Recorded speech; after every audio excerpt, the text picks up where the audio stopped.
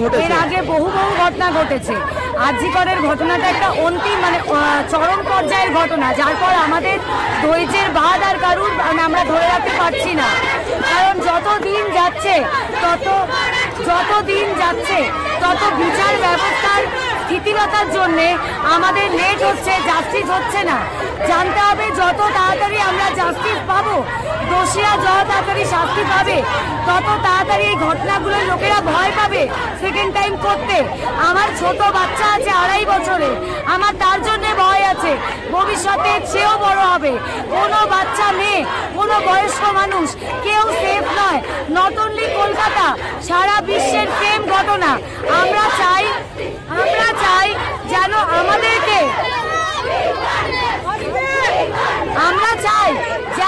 আমাদেরকে ভয় চলতে না হয়। আমরা যে সমাজে বাস করি সেই সমাজ সবাইকে নিয়ে তৈরি।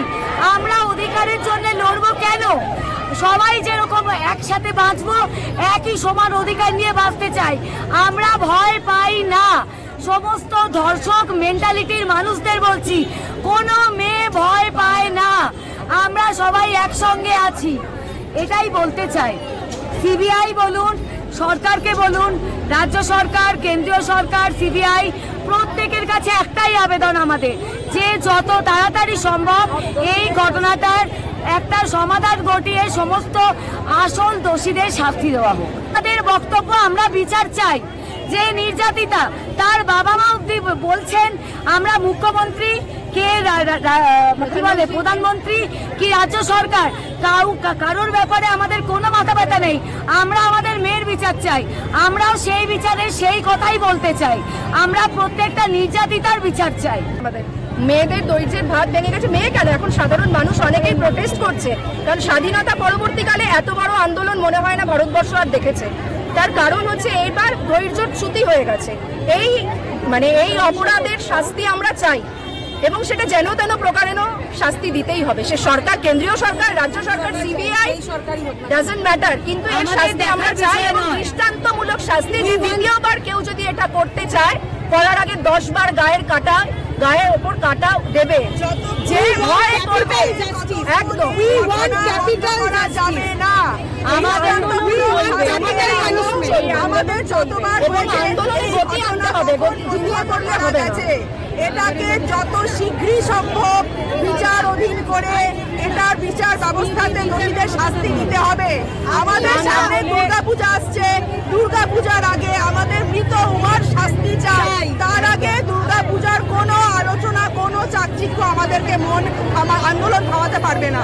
বলছে যে wherever I go, however I dress, আমি যেমন খুশি ড্রেস করতে পারি। প্রত্যেকটা মায়েদের উচিত বা প্রত্যেক বাড়ির লোকেদের নিজেদের মেন্টালিটি সংস্কার করার উচিত, যে আমরা আমাদের যে একটা মানে দৃষ্টিকোণ আছে সেটা পরিবর্তন করা উচিত। মেয়েরা সব ক্ষেত্রে দায়ী নয়।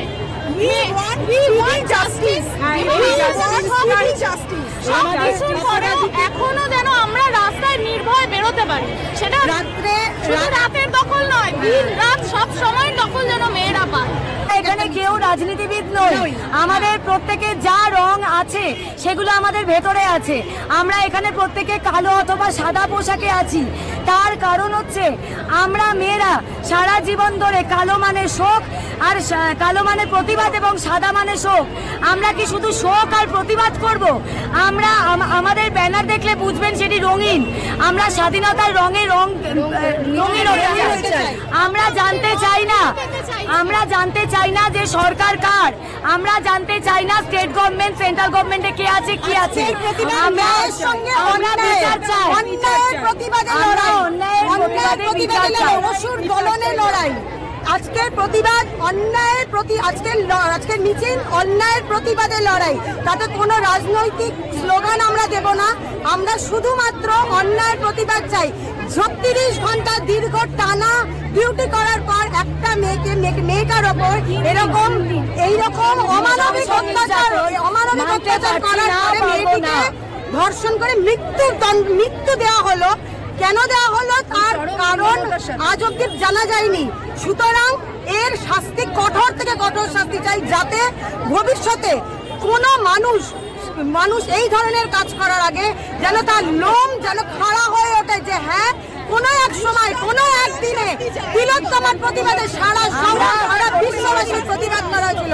সারা শহর তথা সারা বিশ্বে এই তিলোত্তমার প্রতিবাদে এক হয়ে আমাদের সারা বাংলার একটাই স্বর, জাস্টিস ফর আরজি কর।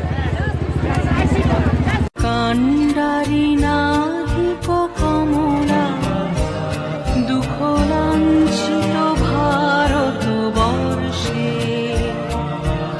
শঙ্কিত মোরা সব যাত্রী কালো সাগর কম্পন দর্শে তোমার অভয় পদ স্পর্শে নবহর্ষে চলে